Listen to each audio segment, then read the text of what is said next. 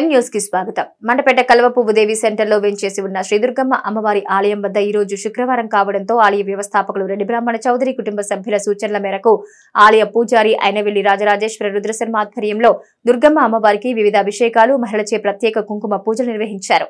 ఆలయానికి వచ్చిన భక్తులకు ప్రసాదం వితరణ చేసిన ఆలయం నిర్వాహకులు. మండపేట కల్వపువ్వు దేవి సెంటర్ లో వెంచేసి ఉన్న శ్రీ దుర్గమ్మ ఆలయానికి శుక్రవారం కావడంతో భక్తులు వేకువజాము నుంచి అధిక సంఖ్యలో తరలివచ్చి అమ్మవారిని దర్శించుకున్నారు. ఆలయ వ్యవస్థాపకులు రెడ్డి బ్రాహ్మణ చౌదరి కుటుంబ సభ్యుల సూచనల మేరకు ఆలయ పూజారి అయినవిల్లి రాజరాజేశ్వర రుద్రశర్మ సమక్షంలో అమ్మవారికి వేకువజామునే అభిషేకాలు నిర్వహించారు.